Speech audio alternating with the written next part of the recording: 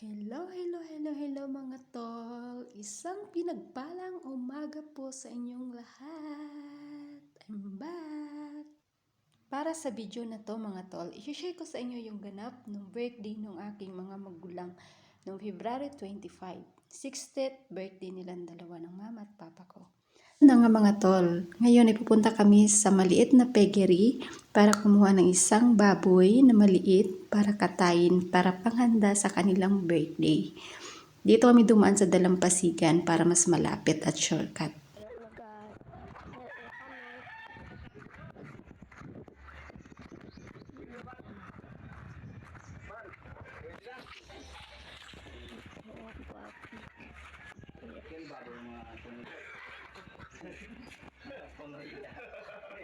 Basin ang kontak mo yung buloy.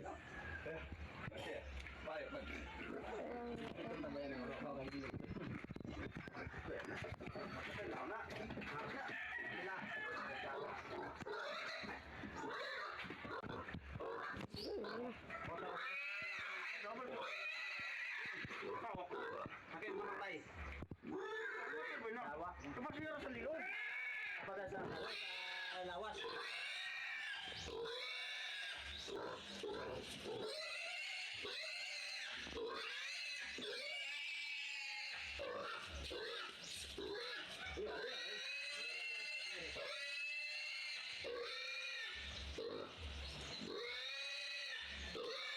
At hito na nga mga tol, pagkatapos ng pangmalakasang pagtatali ng baboy, ay pauwi na tayo ngayon sa aming bahay. At saka mga tol, kung sinong gusto mag-mine ng nakahubad, sorry po. Taken na po yan siya, taken na. Kung sino man pong magmamine ng naka-blue, ayun po, available po yon. PM nyo lang po ako kung sinong magmamine ng naka-blue. Joke lang. Pero single po yan, yung naka-blue, nakasama ng papa ko.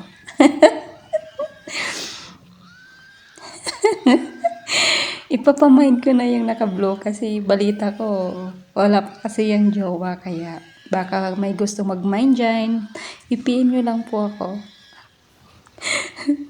Huwag po kayong mag-alala, mabait na bata po yan siya. Mabait pagtulog, joke.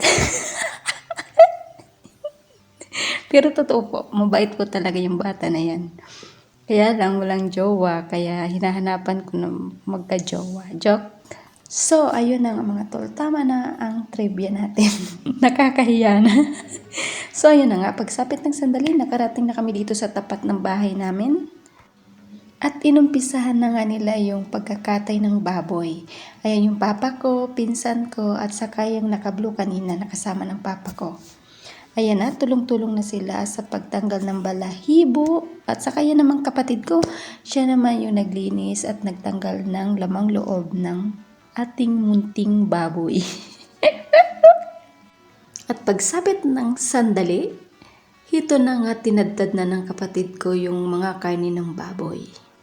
At habang nga nagtatadtad sila dyan sa labas, halikayo silipin natin yung mga tao sa loob ng bahay kung anong ginagawa nila. Eto pala mga tol, ang kinakabisihan nila dito sa loob ng bahay. Ang magbalon-balon. Ayan yung mga anak ko, nandiyan yung 3 anak ko, saka yung kapatid ko. Ayan, bising-busy sila pagpapalobo ng mga balon para sa decoration mamaya sa labas.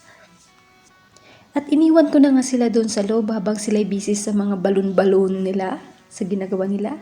Hitong nadatnan ko yung mama ko, bising-busy sa pagluluto ng ibang putahe. At syempre kasama na rin dyan yung kanyang mahal sa buhay, ang aking papa. Si papa talaga yung may 60th birthday ngayon, pero pinagsabay na namin silang dalawa kasi si mama April. Kaya napagdesisyon na namin magkapatid na isabay na lang yung kanilang birthday. Sa kahita na nga, kukuha na tayo ng aming in-order na cake.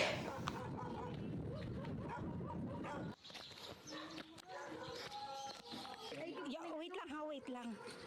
Ay, go. Padiin.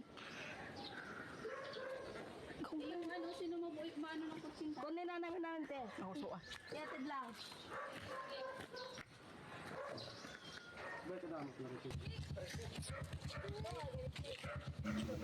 At ito na nga mga tol, pauwi na nga kami at nakuha na namin yung in-order naming cake. At thank you so much nga pala sa sumama sa amin, yung dalawang pinsan namin, Nick and Jackie. Thank you so much.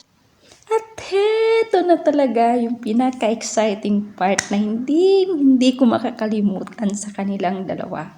Dahil nga hindi pa namin sila nakantahan ng happy birthday, ay nako po, nag-unahan na talaga sila mag-blow ng candle nilang dalawa. Super excited talaga silang dalawa. At hinanapan ng kapatid ko yung sindi ng kandila nila. Bakit wala na daw? So ayun na nga, ayun na talaga nilang magpawat kaya picturean time! At sa part na to, gusto kong magpasalamat sa mama at papa ko ng buong puso sa lahat ng suporta, sa lahat ng pagtitiis, sa lahat ng pag-aruga, at sa lahat ng pagtayo bilang ama't ina ng mga anak ko. Maraming salamat po ng buong puso ko.